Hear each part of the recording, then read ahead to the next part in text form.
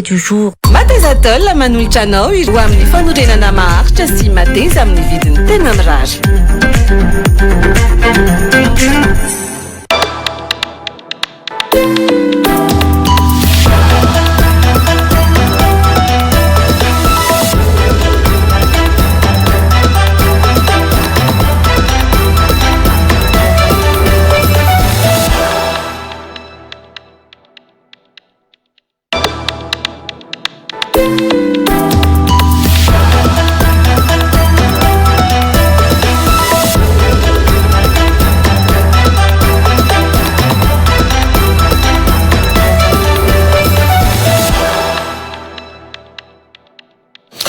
Lasy tovavy ankafaliana atrany no antraterana ny arahaba zany zay efa narosi ny namana mpanao gazety tao anatin'ny fampalalambavao teo ary ankasako ihany koa anao mbola tsy misaraka aminay eto amin'ny Real TV Madagasikara atao anatin'ity fandaharana live du jour zay maroso ny tokantrantsika tsirairay avy ho amin'izao alina izao atao anatin'ny fandaharantsika dia tena iresaka manontolo mahakasika ny fiainam-bahoaka ny toe-karena ny zavatra iainantsika indrindra ihany koa ny tontolo ny fanabeazana anisan'ny miteraka hevitra aloha hatramin'ny androany ihany koa ny mahakasika ny fanadinana mpanjakana baccalauréat ho resantsika avokoa zany rehetrarehetra zany ka raha miresaka tsika natao hoe fiainam-bahoaka dia misy an'ireo mpiaro ny zony mpanjifa izy ireny indrindra no nasaintsika ho amin'ity androany ity dia tsy izay zany fa ramatoa vonifanja rakotondra hiratra miarabanao tompoko ary misaotranao nanaiky nasain'ny fandarana misaotranao ihany koa tonga eto amin'ny fobeterany Real TV Madagasikara aty Antananarivo satria ny ainga avy any Toamasina mihitsy ny vahintsika ary miatrika an'izao fandarana zao akasatsika indrindra izy no ny fitiavany zany an'izay mpanjifa rehetrarehetra manerana ny nosay miarabanao indrindra ary tompoko ary manasana ho ampananjana amitiavana ihany koa anoso anaty efitra mary.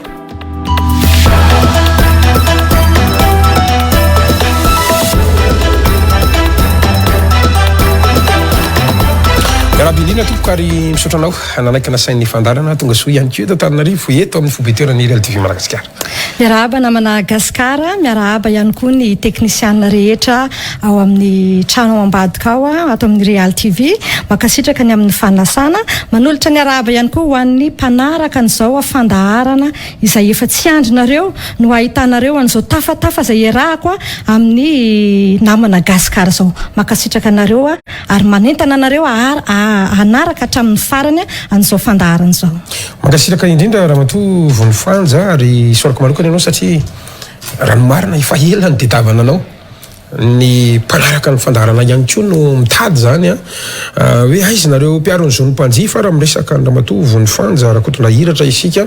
anisany ataontsika hoe mijoro amina fotikevitra fiarovana mpanjifa ianao dia tena ankasitrahako indrindra anao mihitsy zany zay ary nanaiky ny fanasana ianao satria tafaresaka ihany tsika efa ela nikasantsika n'izao fandaharana zao fa everiko fa fotoana zao afahantsika miresaka raha miresaka ny fandaharana live du jour indray isika dia anisany andetako hoe voasambany ihany koa anao no miaraka amiko atao anatin'ny fandaharana iveriko fa tsara loatra angambany mety mba mampafantatra kely ihany tsotsotra ny mahakasika anao satria maro an'ireo mpanaraka ny fandaharantsika ireo mety hoe mbola tsy mahafantatra ao ihany koa nefa mahafantatra dia iveriko fa zava-dehibe ny milazalaza kely momba anao ihany izy reto mety misy ihany fahadisoana dia mino fa eto ianao anintsy sady anazava bebe kokoa mahakasika an'izay fikaroana zany momba anao zay raha miresaka tsika andramatoa vonifanja rakotondra hiratra dia nianatra manokana ianao momba ny ataontsika hoe fitantanana zany ary raha miresaka fitantanana tsika dia ny gestion comptabilité générale zany no fianarana noratovinao nazahoanao ihany koa mari-pahaizana na diplôme azo sokajiana ho isan'ny vehivavy polyvalente ihany koa ianao zany hoe mahavoafeny zavatra rehetrarehetra ho resahako eo ihany rehefa avy eo satria raha miresaka zany tsika ny atao hoe gestion administratif ny finance ny comptabilité ny ressources humaines zany dia hatrany amin'ny 3 taona no nazahoanao traikefa zany hoe 23 ans d'expérience ianao amin'izay sehatry ny gestion administration zay ny finance ny comptabilité sy ny ressources humaines fa akoatran'izay ihany koa dia manana traikefa manokana ianao amin'ny taonany maro 20 taona mahery ihany koa ny eo anivony ataontsika hoe global logistique et transport ary tsy adino ihany koa zany ny santé sy ny sécurité ary ny communication so dia adintsika satria manana an'izay faiza manao momba ny serasera izay ihany koa ny vahintsika ao amin'ity alina ity akoatran'izay raha matovy ny fanja raha kotondra hiratra dia mpikambana ao anatin'ny rotari zany ianao rotarienne zany raha ny maromaro koa ary manana ny PHF na ny Paul Henri Philo zay nga maneno analovana anazy amin'ny fiteny anglisy mpikambana ihany koa anao amin'ny Yali Network. Yali Network. Inona moa le Yali Network raha azonao fantarina? Yali Network moa zany karazana fikambanana ny tanora afrikana izay misehatra amin'ny resaka fitariana zany hoe te ho mpitarika mahomby zany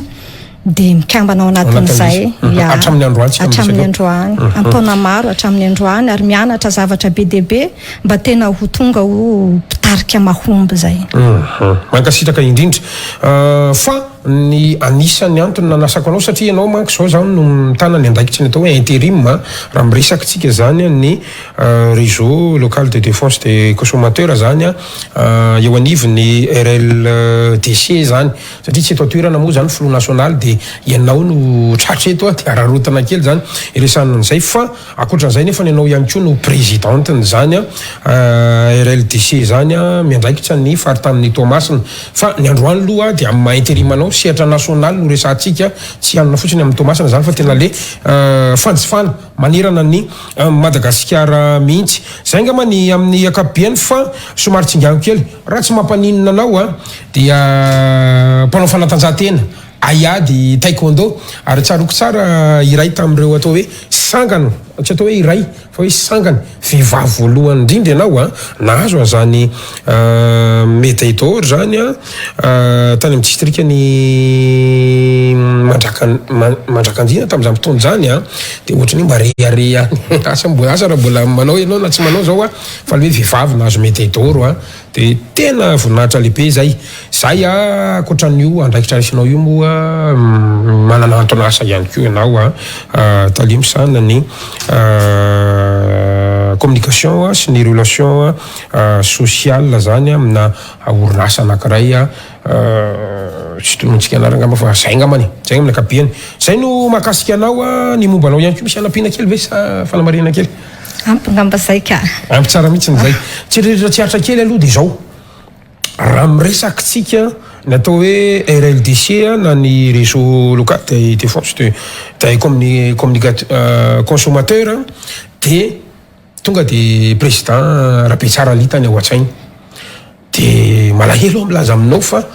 tsy fantatro fa rehefa nahazo toerana teo anivon'ny filakevim-pitantanana ny orinasa Jirama zany filohanareo zany dia nangina tanteraka io le hoe on ne parle pas bouche pleine ve zany sa inona mahatonga zany fa rehefa nahazo toerana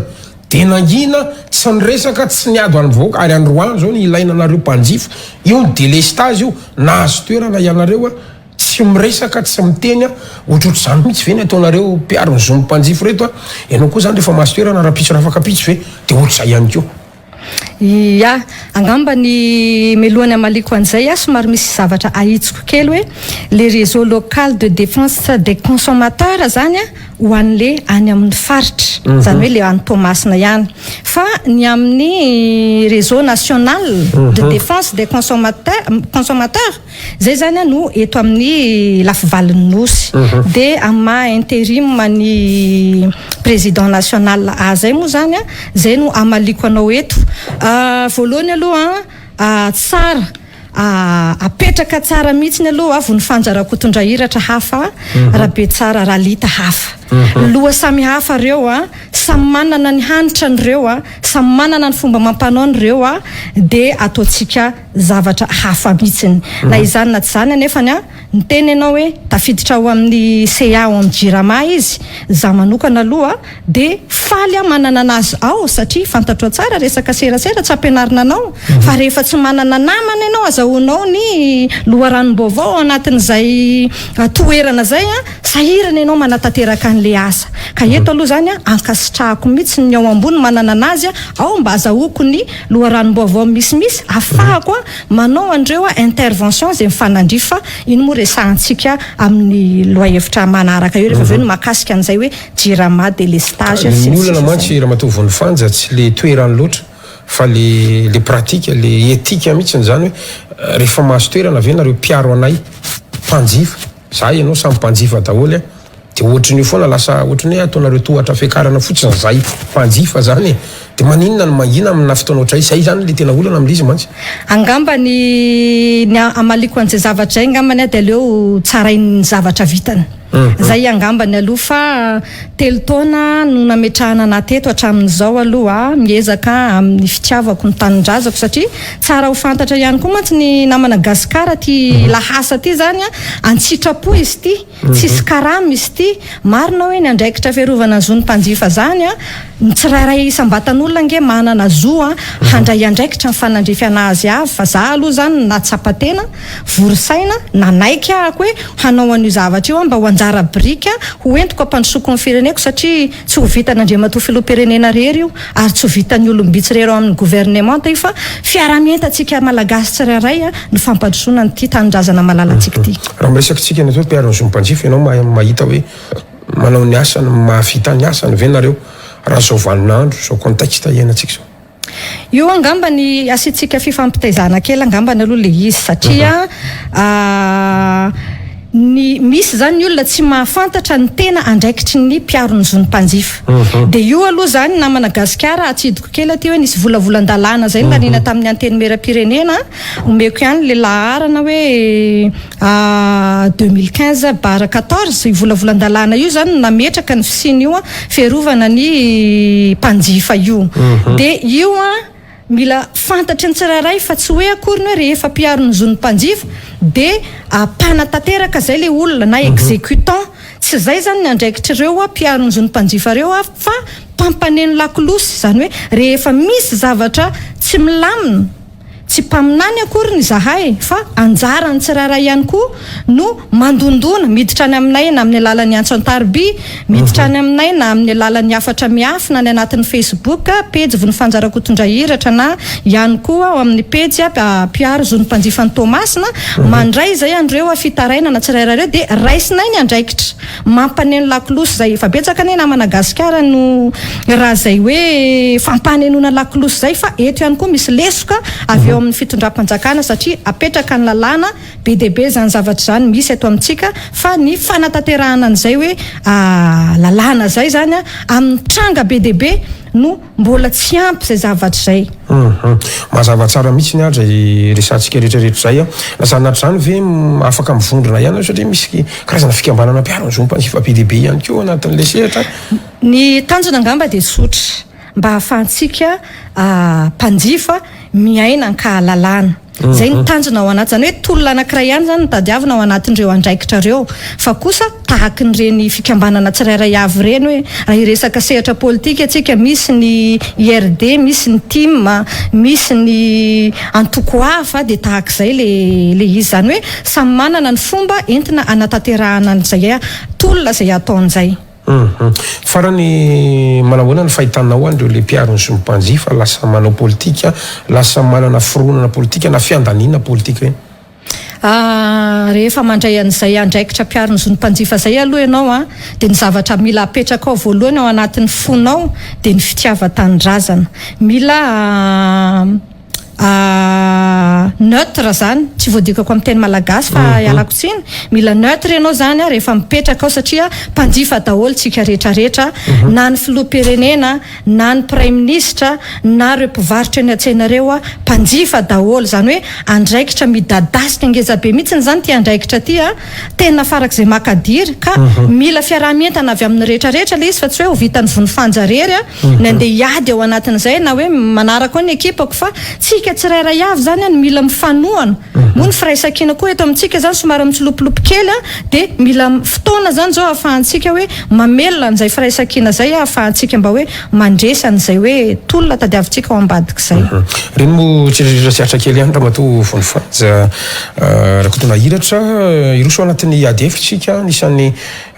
mipiraka adevitra aloha araroto kely ny tontolo ny fanabeazana satria anisany ataontsika hoe marina fa hoe fanjifana fa miresaka fiainam-bahoaka tsika dia tena tafiditra tanteraka ao anatin'izany. Hatramin'ny omaly moa nanana olana ny resaka fanadinam-panjakana baccalauréat, io ny resaka hoe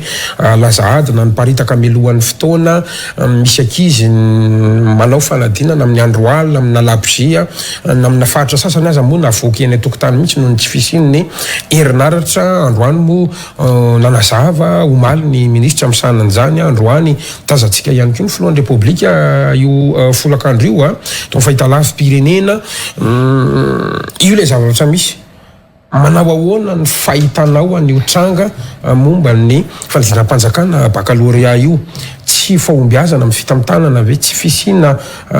anticipation ve na famelona meloa, sa inona ny tena olana ka mahatonga ny zanaka malagasy miaina amin'ny zavatra ohatr'izao tokoa.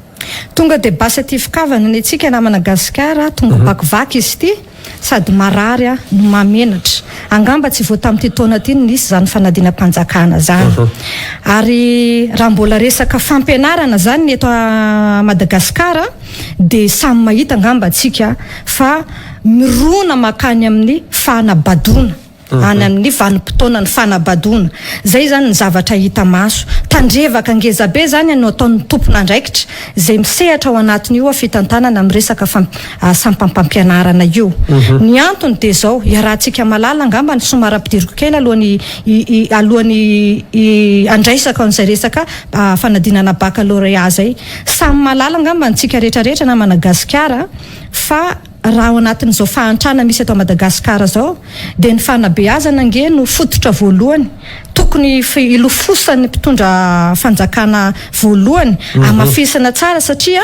ny famolavolana ny olom-pirenena nge no mahatonga ny olom-pirenena ho tonga olombaniny, ary mahatonga ny olom-pirenena hahay andray andraikitra, ary hitoetra ao anatin'izany atao hoe fahendrena, hitoetra ao anatin'izany atao hoe fahalalana, hitoetra ao anatin'izany hoe fahaizana miray hina zany. Ny zavatra misy ato amintsika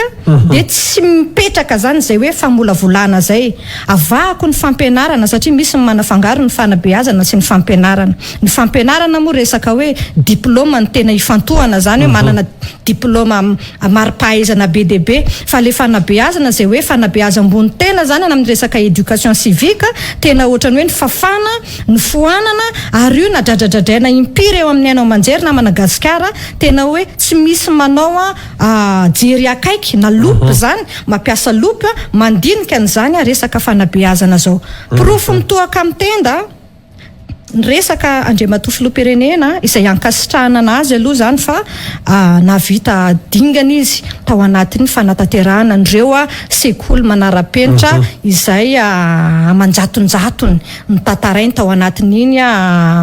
bilan zay nazavainy tamintsika tao anatin'ny kabariny farany iny. Tsara ny zavatra toy ireny, kanefa zavapoana zany ny fisian'ny zavatra tahaka ireny rehefa tsy mipetraka ao le fototra. Manahoana moa ny toerana misy an'ireo mpampianatra kay na Madagasikara eto amintsika, firifiry ny mpampianatra kay manana fiara tsy mataho-dalana eto amintsika, firifiry ny mpampianatra kay manana an'ireny trano vato mijoalajoala be reny eto amintsika. Fanontaniana mipetraka zay any am-pony zay mahalala anazy tsara, kanefa noho ireo mpampianatra ireo no nahatonga atsika ho tonga amin'izao toerana zao. Raha tsy nandalan'ireo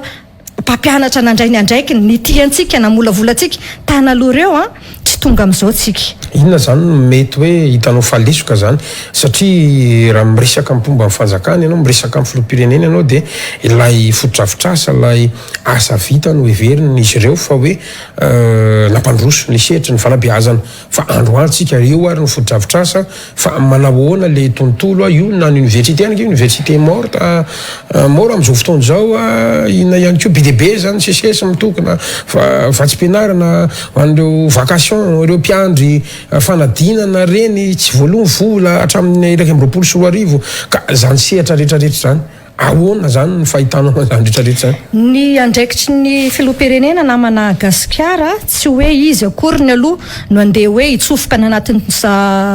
trano fianarana andeha hanatanteraka an'izay, fa raha tena mpitarika mahomby izy dia andraikitry ny filoham-pirenena zany no manome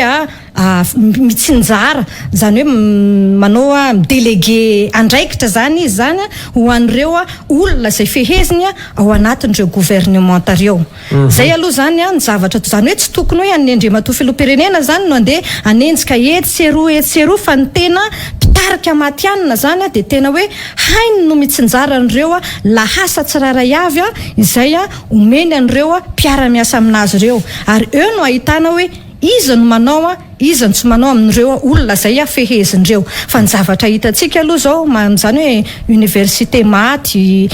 mampalahelo ny zavatra misy de mamenatra zany le izy misy zavatra mila ahitsy ao misy mila fitantanana mila ahitsy io tsika na Madagasikara efatra amin'ny elo tsika nanana an'izany atao hoe trano penarana any amin'ny EPP na eny amin'ny CEG eny amin'ny lycée izay anaovana an'ireny fanadinam-panjakana reny fa nahoana no tsy mba misy jiro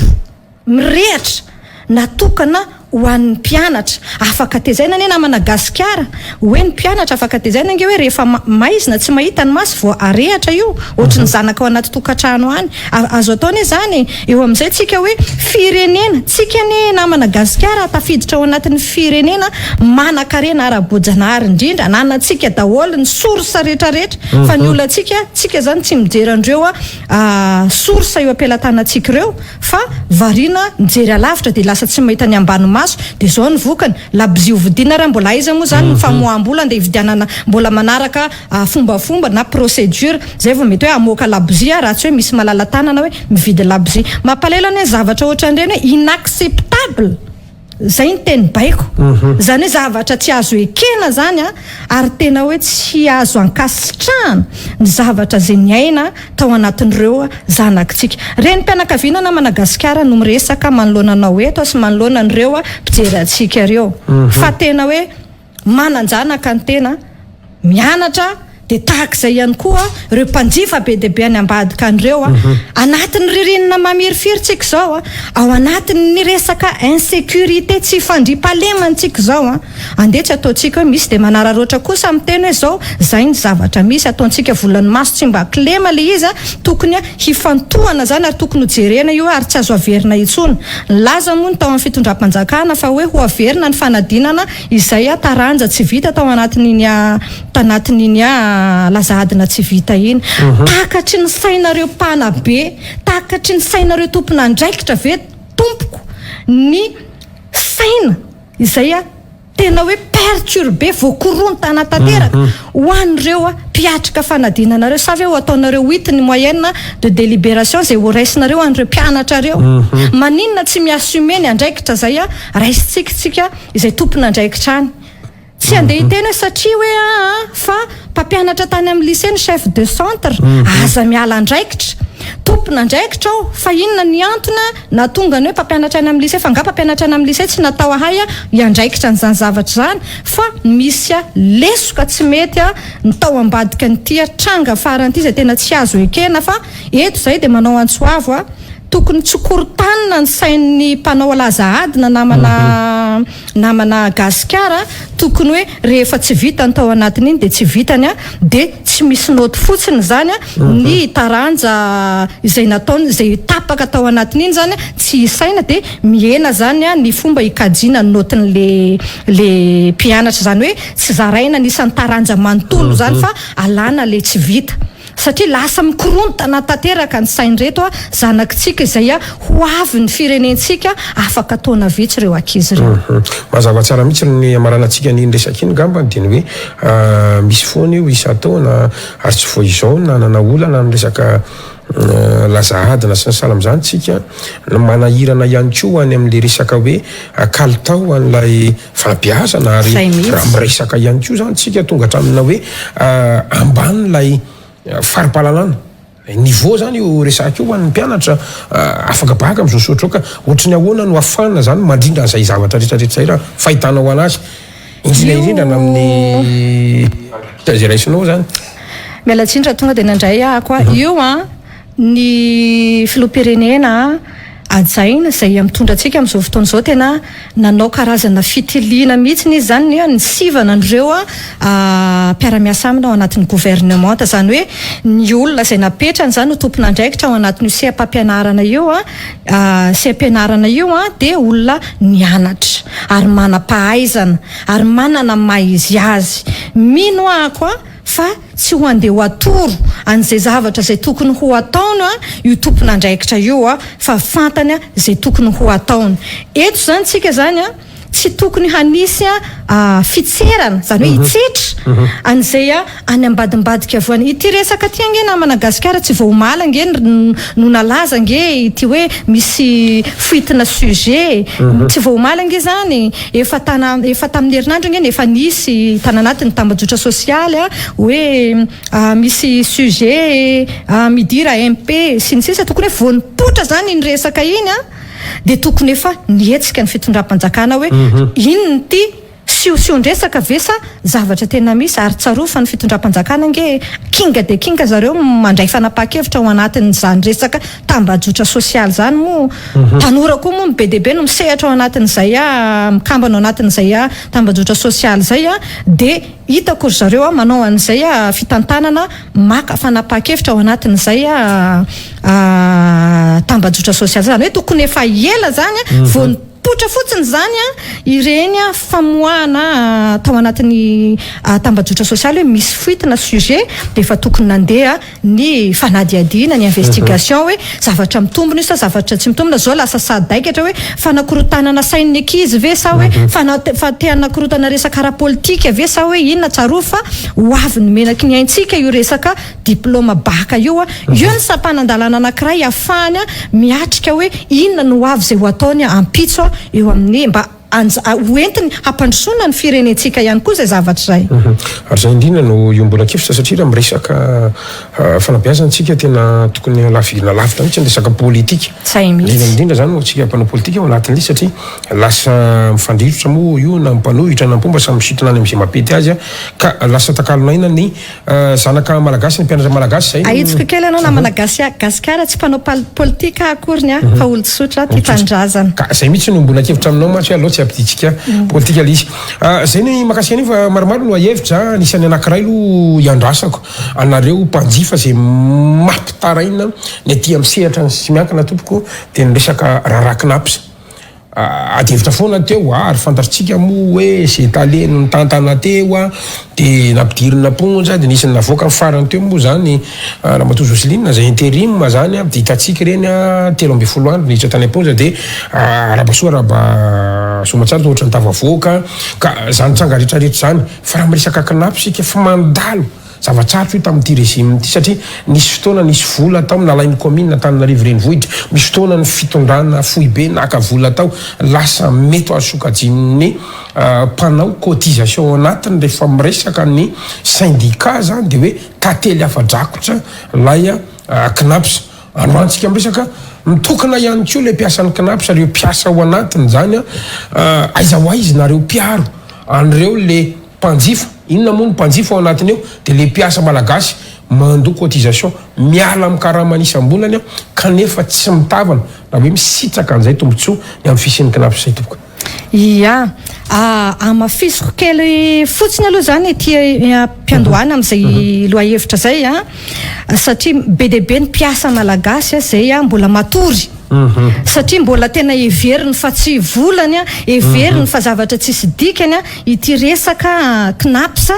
izay mirotsaka any anatiny izay knapsa miala ao anatin'ny karamany mirotsaka vola tsika io re olona tsy fanampiny io tsy don avy amin'ny knapsa io fa tena volantsika madiodio ka eto zany tately afa-drakotra ndray mety tsy takatry ny sasany hoe inona tsara moa zany ny tena dikan'ity tately afa-drakotra zany fa tena hoe karazana ampimamba raha mbola tsy takatry ny sasany ihany koa zany zay dia tena hoe fampiasana fanararotana fahefana satria hoe satria ve le izy mbola afaka antitra afaka taona maromaro ve zany vao mety hisitraka an'le vola zany ve le mpikambana de hoe misy vola mitokony eo de eo zany zareo isan-taonany ity zavatra ty namana gasikara no mandeha ary sarom-piaro izahay avy ato amin'ny piarony zonim-panjifa izay miaro an'ireo mpanjifa be deabe io makasoka an'izy satria volanay tsy homenay bojo an'izay te hangarona sy te hanan-karena tampoka tsotra zao fotsiny fa ny volanay de nataonay hitsinjovanay ny retraitinay fa tsy sanatria namana gasikara ka hoe ho andeha atao an'ny gilet jaune any ala Frantsa akoriny izy ty ka aveo hoe tonga amin'izay ny retraity afaka taona vitsy de hoe mamoaka didy indray ny fitondram-panjakana fa dia efatra amby 80 taona indray ny fisotrondronono ny mpiasa malagasy eto zany de manaitra atsika izay mpiasa malagasy manontolo manerana noso mba hiray hina mba ho sarom-piaro hifo amin'ny torimaso ao anatiny ty resaka knapsa ty satria tsy nde ny volantsika voangona mandritry ny 4 taona nandeha hoe olo-kafa nandeha higoka anazy sy andeha hoe hisitraka anazy zavatra ohatran'izany zany tena zavatra saropady ary zavatra tsy tokony hoe avela ahazo fotsiny zao fa tokony hoe hiarany lalàna ihany koa magaga ihany namana gasikara hoe apetraka hoe misy an'izany hoe pak zany apetraka daholo ty fitsarana isan-karazany amin'ny resaka hoe halatra kolikoly sy ny sisa fa rehefa olona manahona no miasa tsara reo olona amin'ireo reo rehefa olona voaloto ahoana rehefa voendrikendrika ve de atao tahaky ny nangalatra volamena tahaky ny namoaka sokatra fa rehefa olona tena hoe nihinana an'ireo volam-bahoaka reo ve zany de vitavita tsotra fotsiny eto aloha zay zany de momba n'izany atao hoe fitantanana entitra fitantanana matotra raha nanaraka ny loharanom-baovao zahay de voalaza fa nanao an'izay fomba fitantanana entitra sy matotra zay le mpandimby-toerana ny tale général ny knaps rehefa fitantanana tahaka an'izay de ankasitrahanay satria mametra ny zavatra tsy ho gaboraraka zany zany hoe hiala amin'ny zavatra gaboraraka zany mitandrina ao anatiny zay ary na izanina tsy zany misy zavatra tianay ahitsikely ao anatin'le fitantanana ataondry zareo satria namoaka notre zareo vao aingana mahakasika ny plafond ny salaire minimum d'embauche izay alohan'ny mpampiasa sy ny mpiasa ao anatin'ireny sehatra amin'ireny cotisation na knaps reny ary nilaza izy ireo tao anatin'izay fampafantarana zay fa iharan'izay fisondrotana zay ny manomboka amin'ny volana janoary 2024 sy 2025 eo zany tsy ankasitrahanay kely isaky ny 3 volana zany manao fanambarana zany ny orinasa makasika an'ireo ahoana moa zany miteny an'izany déclaration an'ireo knaps zany amin'ny teny adikako amin'ny teny vahiny angambany izy fa somary sarotsarotra manao anazy amin'ny teny malagasy hoe fanambarana an'ireo antsipriany momba an'io knaps izay misy ao anatin'ny mpiasa ao anatin'ny orinasa io de tsika zany zao raha ny tena marina janvier février mars zany mety misy ireo mpampiasa zay mbola tsy navita nanambara an'ireo knaps ny tany amin'ny zareo ka hiaran'ireo fisondrotana izay nataon'io zany hoe tsy tokony hanao an'izay satria eo ihany koa tsika zany hoe avril mai juin izay tokony hataontsika déclaration mois de juillet zao juillet nefa ny fanambarana no nivoaka ahoana moa no hoe tonga de atao bontolo tahaka zany le fanambarana ary ankoatran'izay mandoa foana nge namana gasikara ny mpampiasa hatramin'izay ny orinasa zany eo amin'le aty amin'ny ny patronal zany zareo employeur zany ny resana fa mba inona moa zany ny tamberina didy tamberina ndraikitra natokana ho an'ireo mpampiasa reo anatin'ireo vola arotsaka ny foana izay entiny hanampiny an'ireo mpiasa zay ao aminazy mba ahafahany misitraka ronon'ireo zany zavatra zany tokony mba heverin'ireo mpitantana ao anatin'io sehatra knaps io ihany koa hoe fa nentsika mpiasa mantsiny a de mandeha misotro rononontsika na hoe rehefa be voka de mahazo volany bekibo ny volanjaza ny mety sanatria azony loza eny am-perinasa manao ezaka ny kinapy sankasitrana manao hoe tsy misy tsony ny filaharana fa efa manao an'ireny ao anatiny mandefa mailaka sy ny sisa kanefa tadidio na Madagasikara be antitra tsy voatery be antitra tamin'izany andro sanatria manambany ny fahaizan'izy ireo kokorana fa ny be antitra tamin'izany andro mety tsy hay kirakira ny teknôlôjia amin'izao fotoana ka hoe skaneko ty andeha ho ampidiriko ary de ilahatra ty na ohatran'izany zany hoe ny tanora no mafehan'izany resaka mailaka sy ny sisa zany ka amlaza izy fa hoe tsisy tsony ny filaharana fa efa misy an'io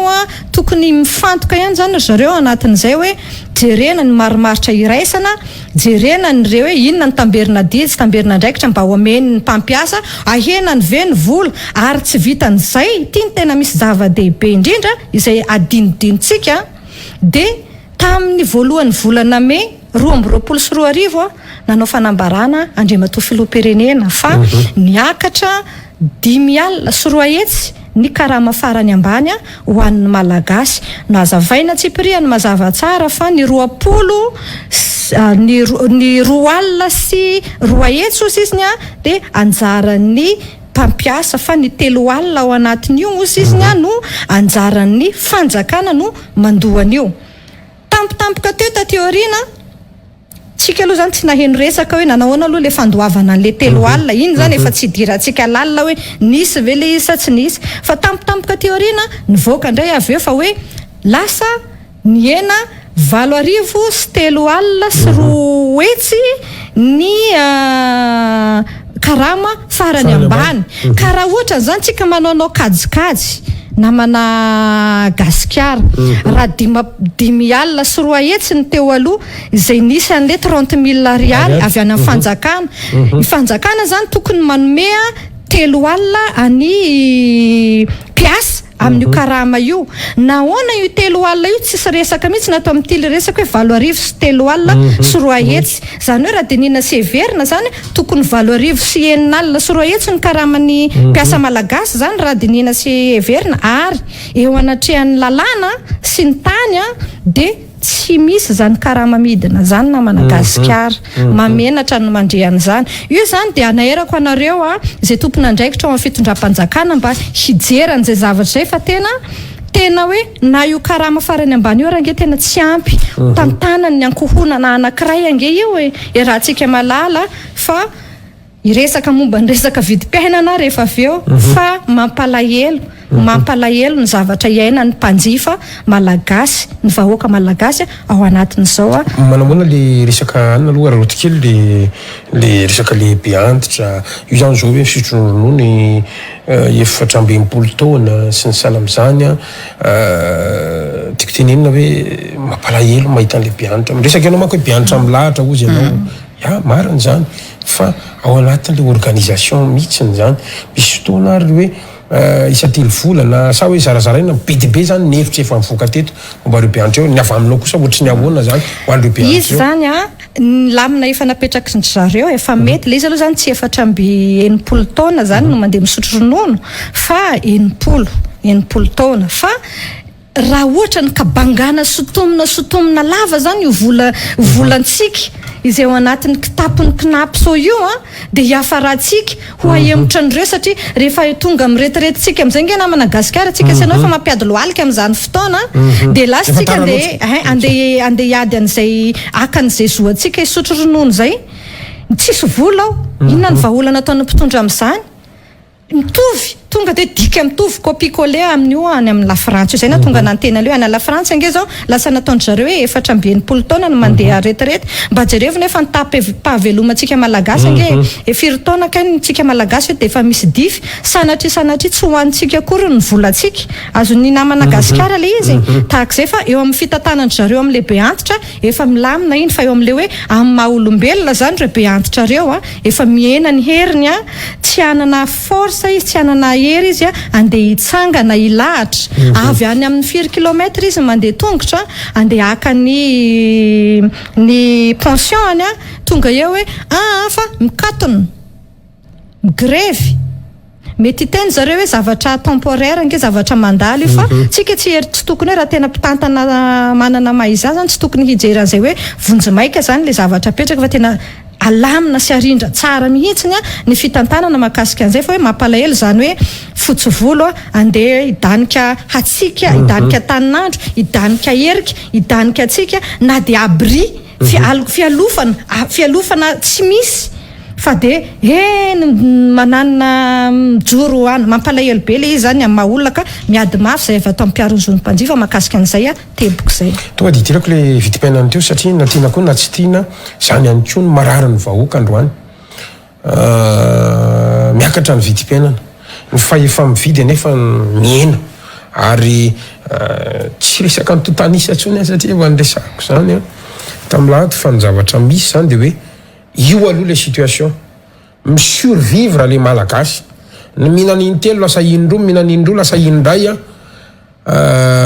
raha mato vonifanja ary ny tena mampalahelo ao anatin'le izy de hoe inona ny fepetra mahomby inona ny vahaolana na roso ny fitondram-panjakana androantsika mbola tsy manana zany aiza ho aizy nareo mpiaron'zony-mpanjifa raha anao tamberina kely ana Madagasikara taona vitsivitsy lasa zay za angamba nisany olombelona voalohany niseho tamin'ny hainao manjery nanaitra ny masony zao tontolo zao teto Madagasikara sy tany ivelany mpiray-tandrazana amintsika hoe niakatra ny fret maritime tamin'izay dikan'izany raha miakatra ny fret maritime dikan'izany hisy zany fiantraikany amin'ny vidim-piainana zay tonga ety amintsika satria betsaka ny entana afarana avy any ivelany miditra eto amin'ny tanindrazana mandalo amin'ny Seranatsambo any aminay any Tomasina any zay vao miparitaka eraky Madagasikara manaiky fa tsy ho voafena Andriamatoa filoha velively ny sahana an'izany atao hoe fret maritime zany kanefa na izany na tsy zany de efa miteny sady zany de nizao ny vidiny vary izay alain'ireo mpandraharaha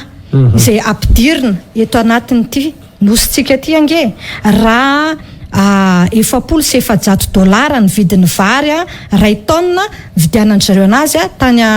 any amin'ny anivelany zany anampitan-dranomasina amintsika amin'ny teny zao efa niakatra $5,700 zany hoe raha ny tena marina aloha zany mbola tsy miaina ao anatin'le vidiny miakatra zany tsika satria ny entana mbola anivelany fa de efa miteny sahady eto manaitra sahady ny masotsika rehetrarehetra sy ny sofotsika rehetrarehetra ny saitsika rehetrarehetra ny anaty tokantrano any fa raha zao zavatra zao tsy ho voafehany fitondram-panjakana de hiakatra indray io vidim-bary io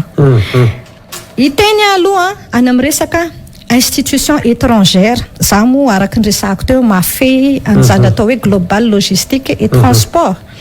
isoroko an'Andriamanitra koa ohatrany hoe nanana an'izay hoe fahanana hay an'io rehetrarehetra io ako de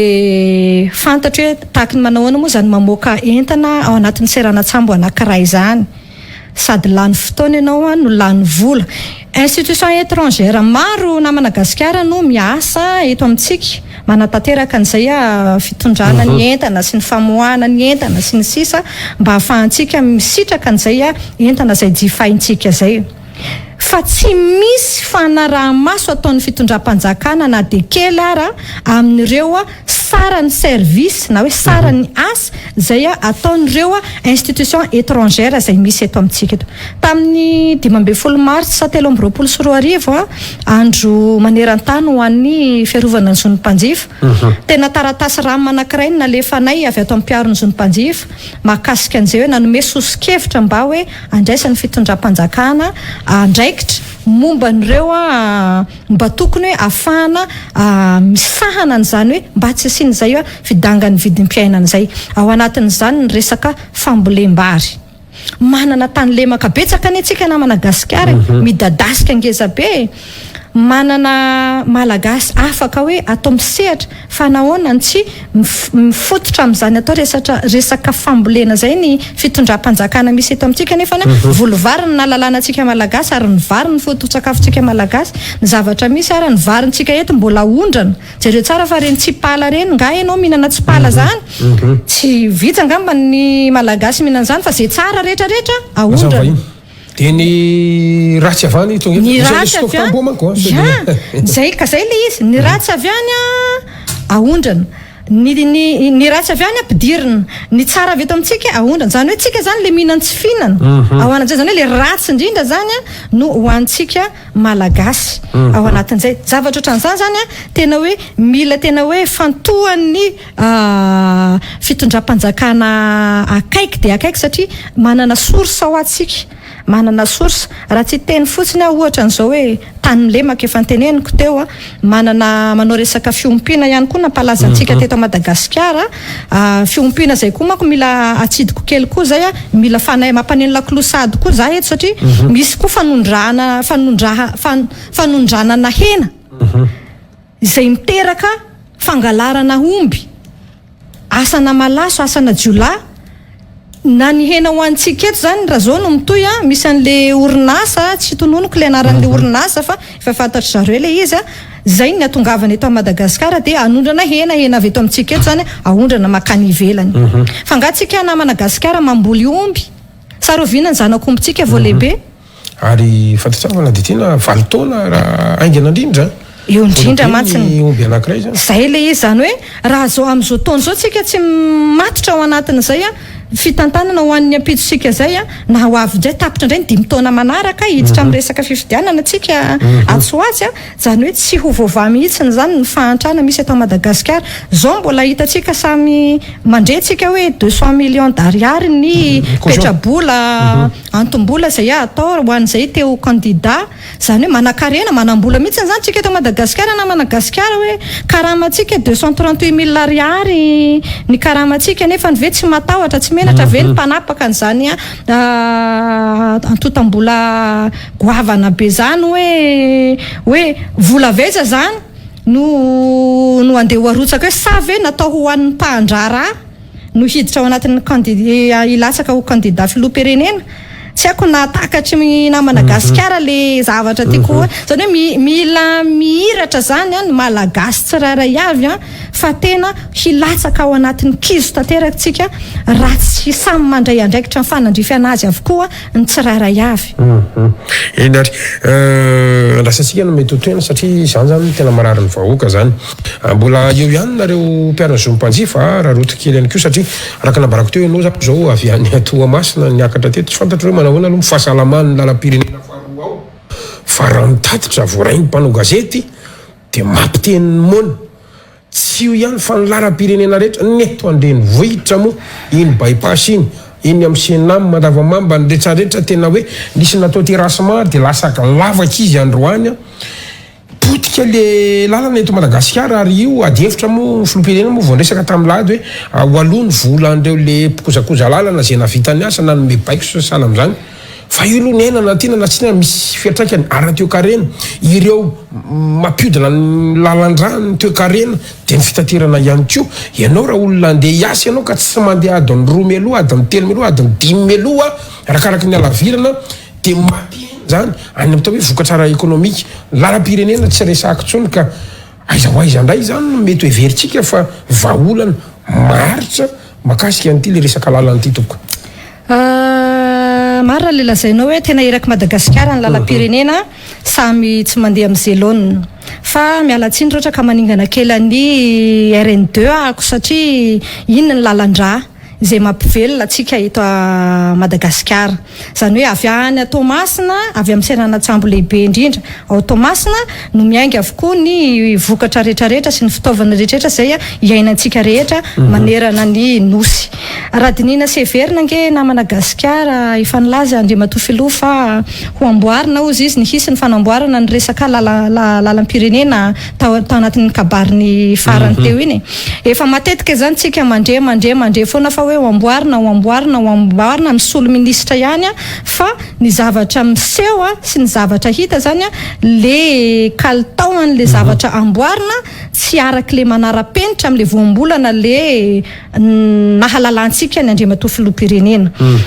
tadidio ihany koa nefa fa tsika mpanjifa tsirairay ange namana Abrahama mandray adidy manao adidy mandray andraikitra amin'ny alalan'ny hetra izay alohantsika ny hetra alohantsika tsirairay avy reny ange na ho an'ny olon-tsotra na ho an'ny orinasa na rehetrarehetra ange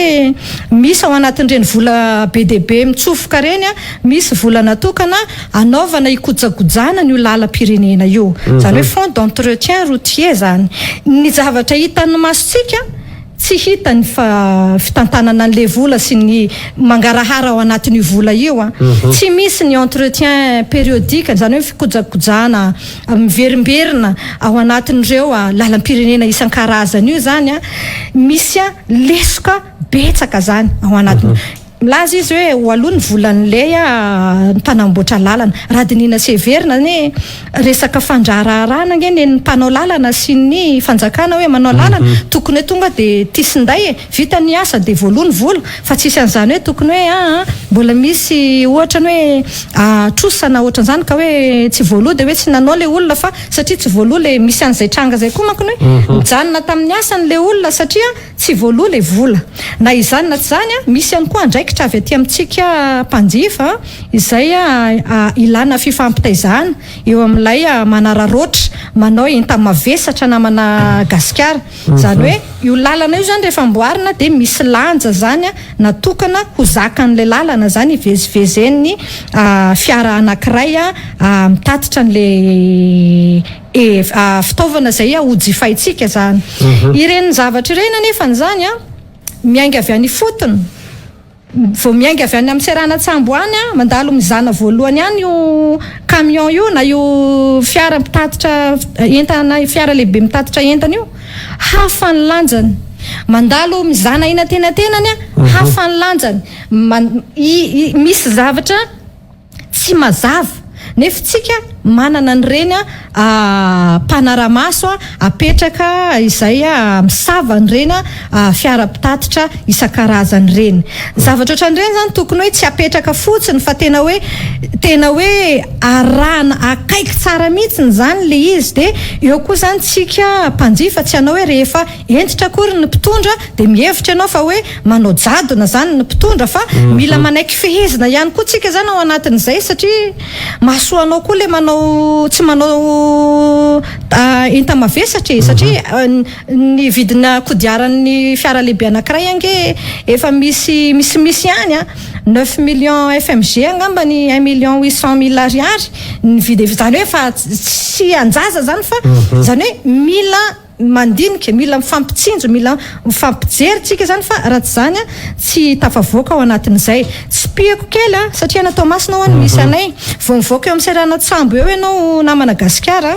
misy mandalo amin'iny RN2 iny dia misy sapanandalana ray makaty amin'ny RN2 mivoaka ny abarikadimy ray makaty amin'ny RN2 bis dia matetika manao karazana hitsindalana raha korsi zany ny mpitatitra satria malalaka tsara ny RN2 bis na izana zany efa RN2 zany iny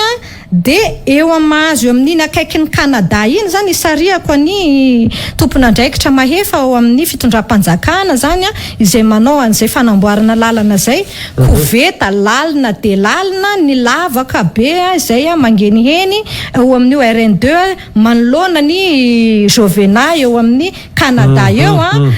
nanao izay fanandrifana azy tsy andraikitry ny ben'ny tanàna ny Tomasina mihitsy no mikarakara n'izany atao hoe lalam-pirenena manamboatra an'izay fa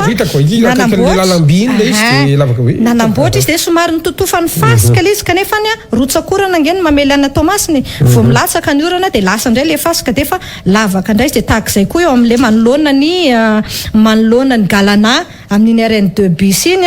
dia ratsy dia mbola misy koa le Ariam-Bohijafy mahazo aria mivoaka amin'ny RN5 iny maty mihitsy moa le lalana iny ka ho an'ny Tomasina zany no anaovako an'ity teboka anankiray ity tena tsindriko kely hoe mangataka ny fahendrenareo mpitondra ny tany sy ny fanjakana mba hoe hijeran'ireo lalanareo satria tena antoky ny fampandrosoana sy ny lalana tsara zany dia tsy tokony ataonareo ambany zavatra nazanona zany zany fa raha ohatra ka miveryntsika hoe raha misy ny tokony ataon'ny mpanjifa ihany koa dia inona zany ndraikitra ao anatin'ilay satria rehefa miresaka ny fanjakana nge ianao dia zany ny mpanao lalana tsy manao tsara ny asa raha ohatra ka tokony 5 cm ataony zalady 5 cm le toetsaina zany io resaka io de eo ihany ko ary mpitatitra entana ifandresanao teo ny resaka lanja fa mba ity kosa zany lanja de maninona mihoatra le izy a mitsika manana an'ireny toerana zay andanjana fiaramelohan'ny andehanana zany an'ireny ka hoanao zany raha ohatra ka mijery antsika ihany koa ny mpampiasa lalana inona koa mety ho anjara ndraiky isika zany a akoatrany ma tokony fandraisana raikitra ataon'ny mpitondra fanjakana ihany koa izy efa nazavaiko teo ka hoe tompona ndraikitra izy aloha amin'ny fiara entiny firifiry kay moa na Madagasikara ny fiara mivadika ny mavesatra loatra izy nefa le lalana ratsy de tratry ny balotage de mivadika firifiry ny praitandrazana amintsika kay na Madagasikara efa namony ainy tao anatiny io lalana zay ratsy de ratsy adiny efatra ngeny io lalam-pirenena faharoa io taloha na Madagasikara ohatrany hoe nofinofy raha mieritreritra an'izany 30 minitra raha ny lalam-pirenena fahadimy makany 10 point iny taloha fa amin'izao fotoana zao ange teneniko anao nanao an'iny lalana iny fotsiny aho zao tamin'ny diako teo adiny 10 tsisy fitohanana fiara zany fa lalana ara-dalàna adiny 10 adiny 12 eo zany raha miainga amin'ny enina ianao mety tonga amin'ny enina maraina eo amin'ny enina riva tonga amin'ny enina maraina eo na dimy mahery kely eo raha farak'izay hoe tonga aloha zavatra ohatran'izany zany mahamenatra za zao moa de tena hoe vavolombelona nahita maso hoe adiny 1:20 ora no nanaovana an'iny RN2 iny tamin'izany andro nisy tsy salama amin'ny ambulance tsy afaka ny atao enina na de iklaxon ampaneno kirurika takinina tsy afaka satria tsy afaka ny anidina le izy ny manaka atao moa mandeha any fiaramanidina izy na mandeha ny reny angidimby reny fa ny mahantra de mahantra io ihany ty ny tena manahira an'ity délestage raha mato fondrofanja rakonahira tsy fantatra aloha ny ao Tomasina zany ny ao atapy-tanàna ohatrany ahoana ny fiainanareo an'ity fatapahan-jiro ity fa saika manera Madagasikara ny eto Antananarivo moa de tsy miresaka tsotra satria ny eto tsy hoe tapakady amin'ny firy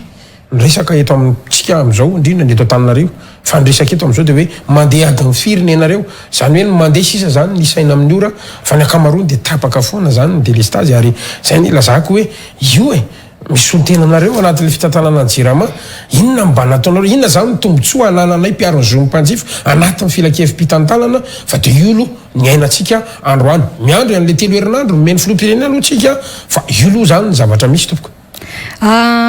teboka angeza be mihitsiny ary manerana ny nosy ny resaka délestage fa melohany idirako amin'iny aloha somary mamelankelanay ianao hisotra kely any Andriamatoa filoham-pirenena tamin'ny resaka volobe 2 satria androany ny fotoana vao nafahako miona mivantana amin'ny praitandrazana zany manoloana nyty zava-misy eto amintsika ty ankasitrahana Andriamatoa filoham-pirenena ankasitrahana ihany koa ireo mpiara-miasa nanodidina anazy tao resy lahatra ndroso tao anatin'iny fanaovana sony iny tsy hoe akory na Madagasikara vita ny fanaovana sony de hoe tonga zany ny jiro fa ohatrany tetika asa rehetrarehetra moa hoe afaka 3 taona sy tapany ihany zany vao tokony ho tonga any anatin'ny tokantrano ny tsirairay avy any amin'ny faritra Atsinanana tonga de tsindriko eto mihitsy zany zay satria any amin'ny faritra Atsinanana ny misy an'io tetikasa io de tsy andeha atao hoe dinganina ndray zay sanatria tahaka ny ohatrany hoe commune Ambodilazana ohatra zao any Volobe 1 eo akaiky eo nefany 1931 nisy Volobe 1 rehetra ny jiro any amin'ny Volobe 1 nefa Ambodilazana 20 kilometatra miala eo amin'le toerana mandraky ty 2023 tsika zao tsisy jiro mirehatra ao anatin'io commune Ambodilazana io tsy ho ataotsika tahaka zay ny fitantanana ny ty Volobe 2 ty fa tena hoe aoka mba ny faritra Atsinanana no hisitraka misy kokoa ao anatin'ny ty resaka Volobe 2 ty satria manana tanjona ny hizaran'io herinaratra io any amin'ny toerana hafa ny fitondram-panjakana satria betsaka ihany zany 20 megawatts zany le bebe ihany zany nefa na izany tsy zany amin'ny maha tanàna ahoana moa no miteny an'izany renivohim-paritany amin'ny resaka toe-karenan'ny Madagasikara any Tomasina zany tsy ny faritra Atsinanana manodidina anazy tokony any aloha zany no asiana maso bebe kokoa eo amin'ny fanatanterahana satria zany mbola any amin'ny telo taona manko ny voatena hoe tonga zay jiro zay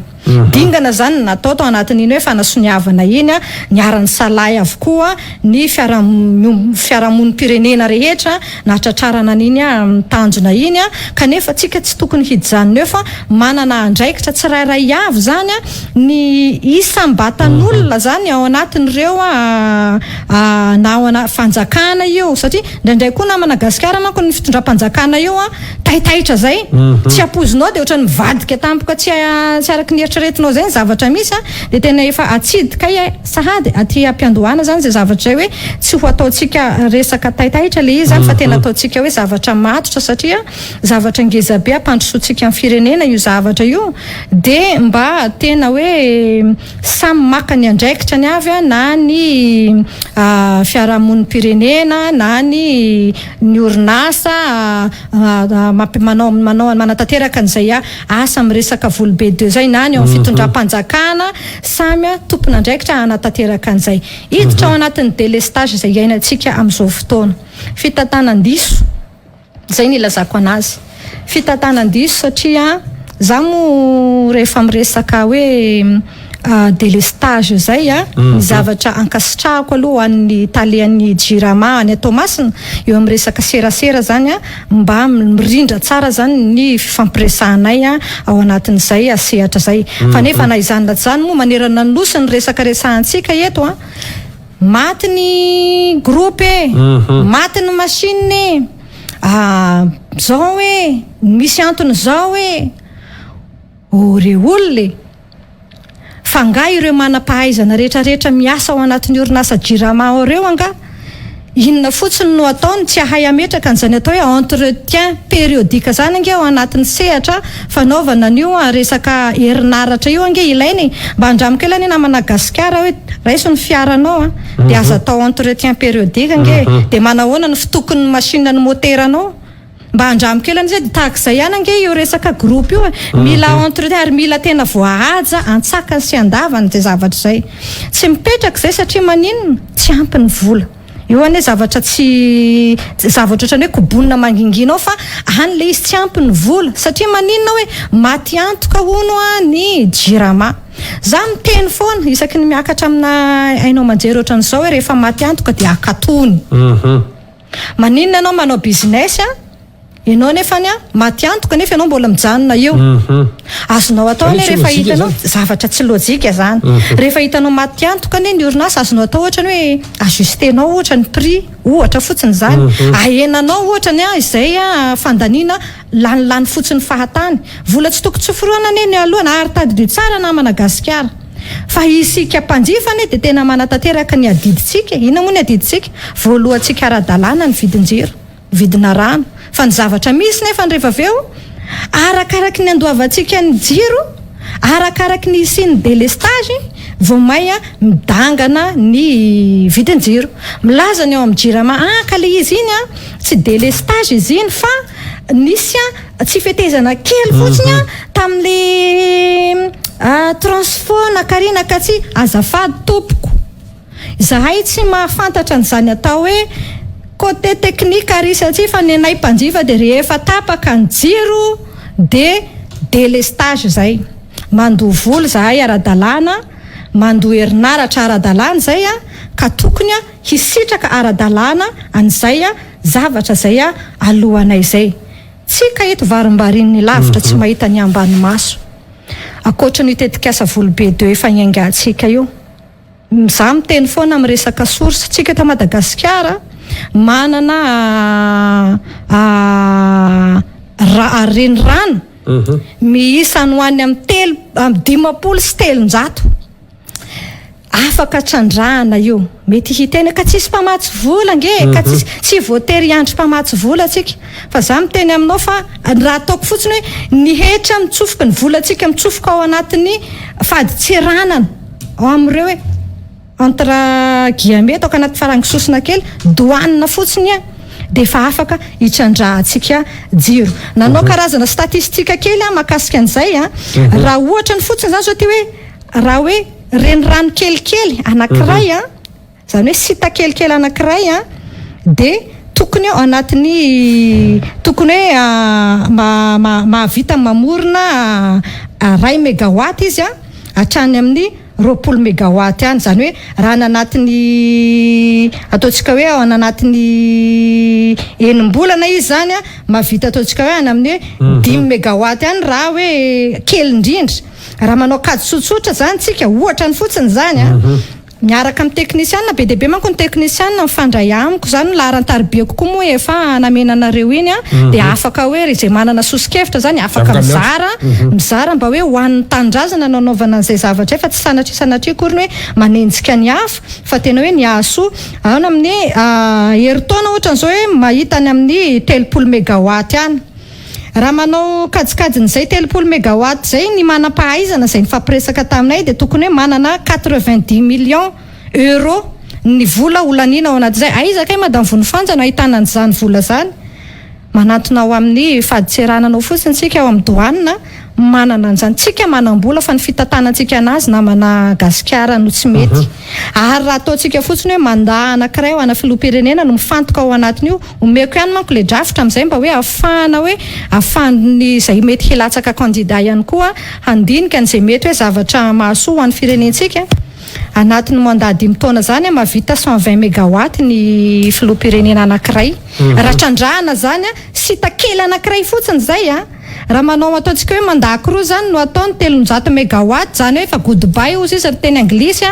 ny délestage eto Madagasikara nefa tsika nefa mbola manana ny saofoka amboniny volo be 220 mégawatt akoatran'izay ry andekaleka sy ry ambomanambola sy ny antelimita sy ny sisa zany hoe varimbariny lavitra ny mpitondra de tsy mahita ny ao ambany maso fa tokony hoe tsy atao ambany zavatra zany zavatra ohatran'izany fa tokony hoe ifantohana akaiky fa tsy atao hoe resaka ambony latabatra fotsiny hoe enina ana fa tokony hoe jerendry zareo hoe ina tokoa moa zany resaka zany de manao fanadiadiana de mba hoe diniana avitan'izay hoe mba firenena mandroso tahaky ny Etiopia tahaky ny firenena hafa izay hoe nahantra taloha nefa n'izao zareo lasa lavitra be satria haina ny trandraka anazy tena isorako anao amin'izany vaola rehetra zany sy ny fitondranao ny tarimarika na io fikarohana zay nataonao amina petite piste io ary de efa tena hoe manampy zay koa le amin'ny mampiaran'izao mpanjifa manome tolotsota ihany koa tsy voatery itsikira foana fa eo amin'le lafin'le fitantanana fotsiny tokony mbava kely le olombelona satria tsika zao misy fotoana hoe tsika zany zao tsisy de zay anjirama fa miala an'io de miditra an'io de tsy misy résultat mihitsy an'izany ka any amin'ny resaka olona veny tena olana ihany koa sa le rafitra indray raha ohatra le fitantanana zany resaka na n'olo injato ny arivo ary tsika na n'olo ministra isam-bolana ary tsika tsy vaolan'izay fa mila hoe entitra fotsiny manomboka avy any amin'ny lohany zany hoe entitra tsy tokony atahotra zany ny mpitondra manao an'izany hoe entitra zany sao de lazain'ny olona zadojadona na hoe aongan'ny olona tsy tokony atahotra fa hoe apetrao fotsiny zany ny tena hoe entitra anatina toeram-pitantanana anankiray zany ange misy ny fanaraha-maso reny manao hoe audit reny misy ny fandiniana fa tsy hoe rehefa mipoka ny problème fa hoe ary ty voasambotra daholo ty nakaiza fa tsy hoe zay fa tena hoe tokony zavatra hoe miainga anatiny hoe fampiasana anatin'ny exercice mandeha isambolana no anatin'ny fitantanana ny zavatra ohatran'izany tao compte moa ny anarako de voafehako ny makasika an'izay zavatra zay anao satria tsara toerana mamaly an'izay zay no nresantsika andreo le mombamomba anao reo ny amin'izay fitantanana zay zay kadino lafiny ara-pahasalamana aloha tsy maintsy resantsika kely fa io konko efa naveriko ihany koa tamin'ny ladiny mantsy de zao ekena hoa eo le fodrafitrasa fa sahirantsika satria amin'izao zany tsy haiko ianao raha matovy ny fanja raha ifananana avana tany amin'ny hopitaly fa za masa milaza aminao fa raha vo tsy manambola ianao maty ny avanao zava-misy ahoana mifandeha amin'ity fahasalamam-bahoaka ity tompoka mampalahelo fa zay ny zava-misy ary zay no mahatonga ny manan-katao mandeha manantona an'ireny klinika andoavam-bola reny manana hopitaly mpanjakana be deabe angehtsika ary isan'ny tetikasa izay tsara reny nataony Andriamatoa filoham-pirenena reny manao an'ireny hopitaly manara-penitra reny fa reny zany zavatra tsy tokony hoe natao iny tao anatin'ny tetezamita de hoe atreo ihany fa tokony hoe ifantohana aka ohatra fotsiny azao ohatra ao Tomasina ne sady mampaneno lakolosy Tomasina reny vohiparitany goavana tahaka ny Tomasina tsy manana scanner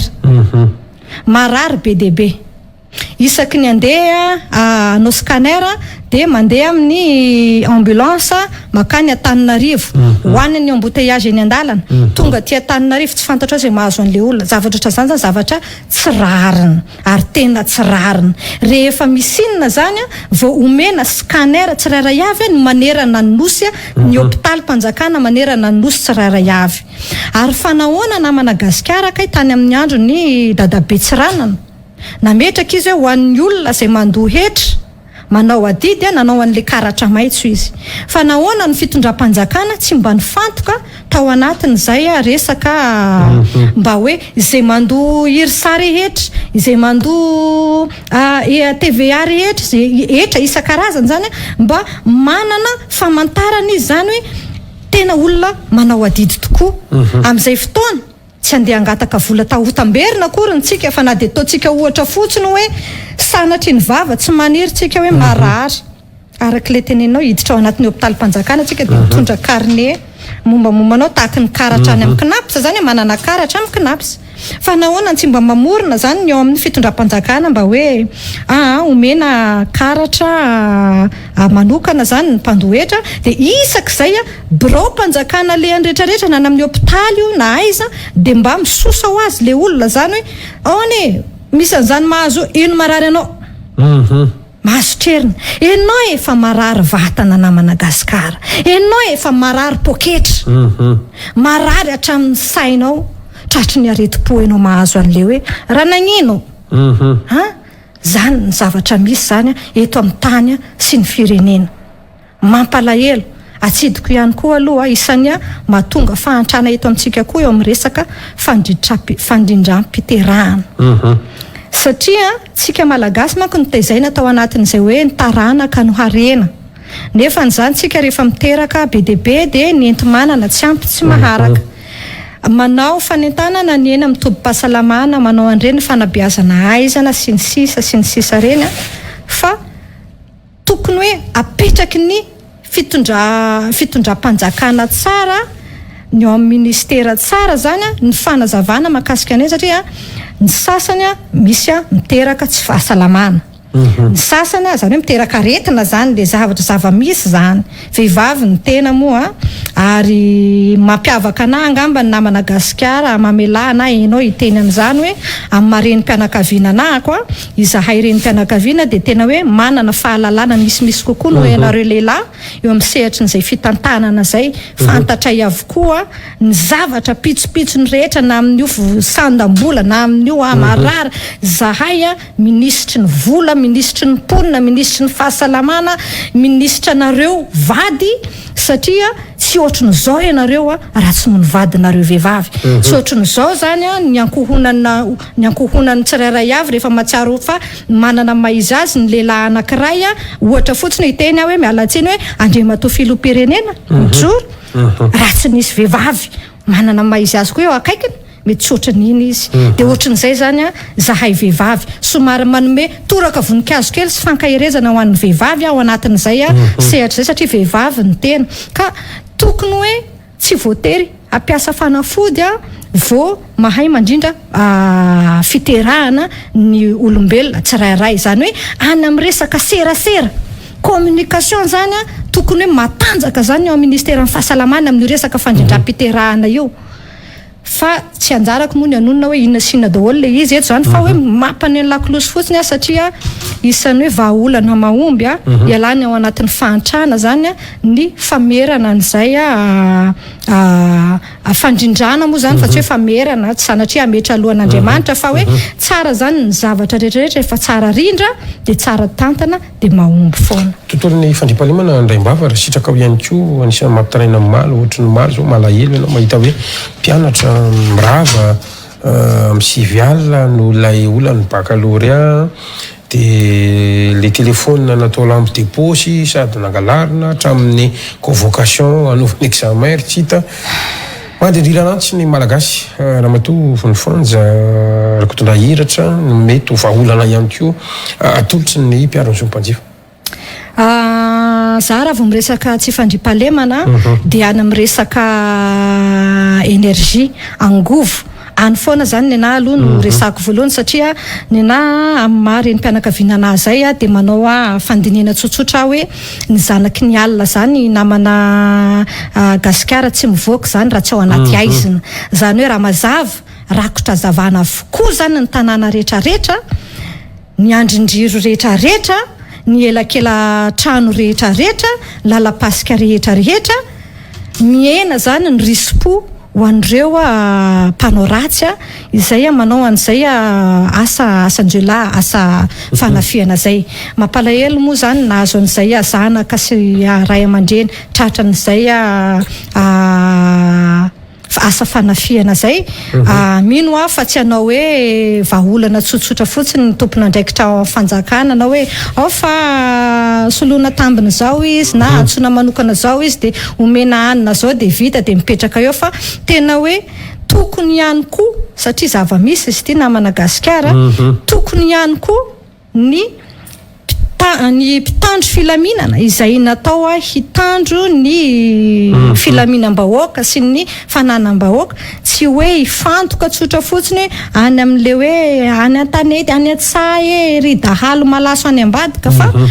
ao ambony latabatra ao koa namana gasikara misy dahalo goavana koa ao ambony latabatra ao fa tamin'ny andro ny pety moa zany tsika naheno foana an'izay hoe dahalo ambony latabatra latabatra tamin'izay fotoana mialatsiny manonona anarana fa tany ny tena natadidiavako an'izay hoe dahalo ambony latabatra zay fa io misy be deabe ary misy amin'ireo mpitandro filaminana sasan'ireo miara-miasa amin'ireo mpanao ratsy ireo ka ny manahirana matetika zay ne mahatonga le hoe trondro vaventy sy pirina kelika le dahalo ambony latabatra le trondro vaventy matetika tsy zay le izy tsika zany tsika malagasy mila mahay mifidy ho avy manko ny fotoana fifidianana amin'izao tsika zany tamin'izay lasa rehetrarehetra 90 taona mahery telo amby 90 taona lasa zay dia matetika tsika mampalahelo be fa voavidy vola tsika hoe aty misy manome 2 alina 2 alina lasa daholo satria mahantra sitra nahay vary ty misy t-shirt zaraina lasa daholo nefa ny zavatra misy tsy hoe sandaina vola zany ny safidinao ary zavatra tahaka ireny enjehany lalàna fa io moa le teneniko hoe ny lalàna nge be deabe ao anatin'ny raki-dalàna ao fa le fampiarana anazy mihitsiny zany no tsy feno tsy tanteraka zany fa tokony zany manomboka zao tsika malagasy tena tokony hoe entitra tokony hoe verifienao tsara amarinanao tsara hoe misoratra anatin'ny lisym-pifidianana ve ianao tokony hoe fantatrao tsara fa hoe manana zofeno ianao satria ianao vorosaina ary ianao manana adidy ianao hampandroso ny firenenao ianao fa tsy hoe korina hiandra ny andriambato filoham-pirenena ihany vao mandroso tsy anjaran'izy rery ny mampandroso ny firenena fa anjarantsika rehetrarehetra miaraka azonao atao ny manao vato fotsy maneho hevitra fa angatahako kosa aloha tsy hanao vato maty fa mba hoe rehefa tsy tianao satria misy koa miteny hoe tsy ka le izy nge tsy manana safidy fa ry zalahy teo ihany ny teo hoe ary zalahy reo ane mangala bato aza mionona amin'izay fa ianao dia manana zofeno olo-pirenena ianao ary tena hoe ataovy ny adidinao amin'ny maha olo-pirenenanao ary tsao ny vatonao amin'izay maivana ny sainao satria manan-danja zany atao hoe fifidianana zany fa tsy hoe kilalao atao etseroa fa tena hoe manan-danja iny vatonao anankiray iny no mety hanova ny tantaram-piainan'ny Madagasikara dia tokony zany hanao an'izay zany ny malagasy feno taona tsirairay avy ny indray mbava ihany koa teny tadidiko rehefa nandena nakaly vola zao androany maraina dia 110 ny euro na matoa vonifanja rakotona hiratra ary mampalahelo le izy tsy fantatro moa na afaka miditra amin'ny resaky iny nareo mpiarany sompanjifa na tsy satria na tena na tsy tena misy fiatraikany koa aty amin'ny pouvoir d'achat mantsy io dia an'izao zany zao raha misy olona vahiny mitondra euro eto dia milamina be izy ny euro an'iray zany afitany zavatra be deabe fa ianao zay manana ariary zany androany potika tanteraka fiantra tsy fantatro mety misy vahaolana ihany koa ve amin'izy io raha netretra fotsiny tsy nianatra momba ny resaka ekonomika ako fa marina mihitsy ny zay teneninao zay hoe mialatsiny manonona n'le karazana fiaviana ny vahiny zany dia tena miadana tanteraka ao anatin'izay fananana an'izay vola vahiny izay satria any €1 zany manana €1 izy efa afaka fa manana €2 fotsiny izy dia efa afaka mividy zavatra ao anatin'izay nefa ny antsika manana ariary anankiray manana €2 efa tsy misy ato anatin'ny firenena zany hoe ariary efa tsy hain'ny firenena zany hoe misy ve zany ariary zany zany hoe ny vahaolana arosonay zany mahakasika an'izay dia ny hoe fanafoanana an'io midy io zany efa ela ombenombeny zany miresaka an'io ary misy pahay resaka toe-karena nanipy mihitsiny raha tsy so tena tsara mihitsy ny tetikasany ary tamin'iny izy nanao fanamby izy hoe rehefa tsy vovao izy ao anatin'ny ray volana izy ny alaninana izy ny firenena dia roaso isory eo amin'ny toerana izy satria any amin'ny resaka fanovanan'io fanafoanana n'io midy io any zany ny vahaolana ahafahantsika malagasy miaina tsara zany hoe farafaratsiny zany mba ataontsika ohatra ny hoe raha ohatra ny ka hoe €1 no 5,000 ohatra n'izany ariary mba tokony hoe 500 sy 2,000 zany ny saran'izay zany mba ahafahan'ny mpanjifa zany hoe afaka mividy satria le fahefa mividy zay nge ny olona atsika ny fahefa mividy rehefa miaraka amin'ny teratany vahiny ianao dia tena midanaka izy mahita an'le manao chiffre ianao manao an'ireny isa reny ianao dia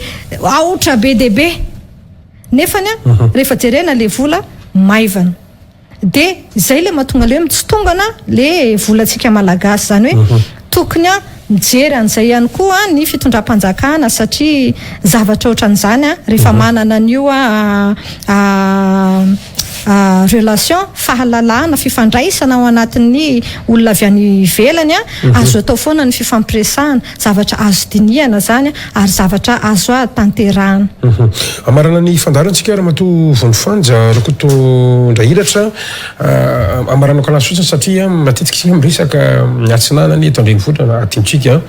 anisan'ny olana eto Madagasikara tsy voata amin'ity fitondrana ity fa saika ireo fitondrana mifandimby ny olany tsy fanjari-tsakafo ao atsimina Madagasikara ao anisan'ny mampalahelo ihany koa zany ny fahitana zany atao hoe Madagasikara mpiray-tanindrazana aminao nisy fotoana tonga tamina hevitra hoe mihinana kapa sy ny maro samihafa resaka kery tsy mijanona intsony zany amina toerana misy point tena hoe noara tamin'ny fotoana zany hoe androsy ambovombe fa zao tsika na ty atsimo andrefana rehefa ahitana kely ihany koa hatrany ampany any ka amarana antsika anazy vahaolana maharitra veny ilaina amin'io sa vahaolana tavanandro satria betsaka ihany io ONG zay tonga manampy sy ny sahala amin'izany ka inona ny vahaolana fanomezana sakafo ve pipeline ve sa inona ndray mba vafotsiny amarana antsika azy raha sitraka to io zany efa misy tetikasa zay nataon'ny andriamatoa filoham-pirenena zany mahakasika ny resaka hoe vahaolana na amin'ny resaka kery fa eo amin'le fanatanterahana an'izay moa zany ny andro mandeha ny taona mandeha mbola tsy mahita vokatra mivaingana zany tsika zavatra io zany tsy zavatra hoe indray mandeha misy eo amin'ny fiainany zareo any atsimo any fa efa fantatra zany hoe tsy zavatra hoe tampotampohany hoe tampoka be nisan'le izy fa zavatra efa fantatra ary marina mihitsy hoe manao an'ity tsy paipaika fandrotsahana vola manampy etseroa ny fiarahamonim-pirenena isan-tsokajiny na ny any amin'ny Lions Club ny Rotary ny olon-tsotra manao fa le izy zany mila jerena koa hoe rehefa manao ve zany dia isa-taona koa zany ve manao foana an'izay fandraisana anjara manao tsy paipaika zay ve zany dia ary le fitantanana an'le vola koa iny tokoa saika adino mila hidirantsika tokoa zay fa so ianao fanampatsahana an'izay hoe ay tokoa moa manana n'iny olana iny tsika tsy hay zay mangarahara ao anatin'ny fitantanana an'ireo vola zay arotsaka anapina an'ireo sahirana tsy vitany hoe tolorana vary ray vilia na tolorana zavatra tsotsotra fotsiny amin'ny fotoana misy an'iny zavatra iny le olona any fa aka ohatra fotsiny zao hoe raha vao miresaka ny any atsimotsika na Madagasikara nge manan-karena amin'ny resaka danikandro any zany hoe raha mamorona tetikasa zany ny fitondram-panjakana mahakasika ny resaka enerjia angovo za mino fa afaka hoe trandrahana zany hoe any atsimo no alefa ny resaka angovo atao be deabe dia ny aty amin'ny zany hoe ren'le panneau solaire reny zany ny resahako eto satria any misy an'le hazavana maimaim-poana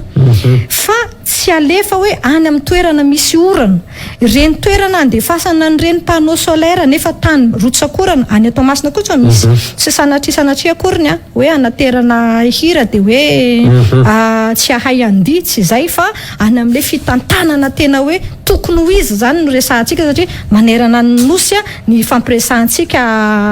eto dia tokony hoe zay zavatra mety ho an'ny rano dia tanterana ho an'ny rano na faritra aiza na faritra aiza zay zavatra ho an'ny rivotra dia tanterana amin'ny rivotra ho an'ny masoandro dia tanterana ho an'ny masoandro tokony ohatran'izay a hatrany zany ny zavatra zay a ataon'ny fitondram-panjakana fa tsy hoe hitavandra foana atsika hoe fanampiana avy any velany ohatran'izao sy ohatran'izao hoe ataovy mangarahara fotsiny vola rotsaky ny sambatan'olona io a dia ataovy mazava tsara fotsiny a ny antsipiriany tsirairay avy a dia milamina io eny ary tapitra ny fotoanantsika raha matovy ny fanja rakotondra hidatra marobe moa le sujet no mankato satria raha rotona ma mahazo mpiaro mpanjifa ankasitrako manokana angamany ianao any androany maniry efa mbola iveriny eto ianao a fa tsy ny androany any satria betsaka ny malagasy no miandrandra nareo mpiaro ny sompanjifa fa ho any androany lo tapitra ny fotoanantsika raha misy afatra ale tompanaraka ny fandarantsika mety ho fampitinana mety misy zavatra nomaninao ihany koa kanefa tsy nanotaniko a fotoanan'izao tompoka ia mitodika amintsika mpanjifa tsirairay avy a any anaty tokantrano ny tenako amin'izao a takarivo izao a tsika dia tompon'andraikitra voalohany eo amin'ny tenatsika amin'izay a zavatra tiatsika atao amin'izay a safiditsika zany hoe mila manomboka amintsika zany aloha ny fiovana zany hoe andaotsika hanova zavatra zany hoe rehefa hitanao ohatra n'izany hoe tsy ara-dalàna ilay zavatra izay eo ambany masonao a dia aza mividy fa tonga dia miala satria tsika natao a hamaky malala hoe lany-dady ve io nataotsika hoe hita hoe vitavy aizy io entana io nataotsika hoe afantatra hoe tsara sa ratsy ara-pahasalamana sa ve mora be le telefona na Madagasikara dia hoe vidiko ty nefa rehefa aveo tratry ny fanarahana ry dia lasa migadragadra fahatany zany hoe mila entitra zany tsika isaky ny misy andraikitra ataontsika fanapa-kevitra anankiray ao amin'ny safidy zany hoe na amin'ny safidy eo amin'ny fanjifana na any amin'ny safidy any amin'ny fifidianana na amin'ny safidy zay zavatra atao a naizanaiza zany a dia manomboka amiko manomboka aminao manomboka amintsika rehetrarehetra miaraka zany a ny fanovana sy fampandrosoana ny firenentsika ty ka manolotra fisaorana ho anareo nanaraka hatramin'ny farany ny fandaharana manasa anareo manokana nanaraka ny pejy Vony Fanja Rakotondra Hiratra ao amin'ny Facebook ho an'izay te ahita ny zavatra zay zaraiko sy te hiresaka mivantana amiko makasitraka indrindra angasitraka indrindra raha mato Vony Fanja Rakotondra Hiratra zay no page Facebook ihany koa tovy an'izay ihany azotsika atao zany ny mijery an'izay manaraka an'izay ao anatin'ny page Facebook ao afaka averina Cédric kely ve le laharana ihany koa io ny laharany telefôna afahantsika mifandray aminy ihany koa raha misy fitarahana na misy fampitambavao ny maro samihafa io misoratra io ihany koa zany page Facebook afahantsika zany mifampiresaka aminy makasitraka indrindra tompoka makasitraka tompoka mandra-pioana indray ary veloma tompoka satria indrindra tompoka ianao natokantrano ihany koa isaorako niaraka taminay tamin'ny TAL ty ny fandarantsika manome fotoana amrampitsoanay tompolasy veloma tompoka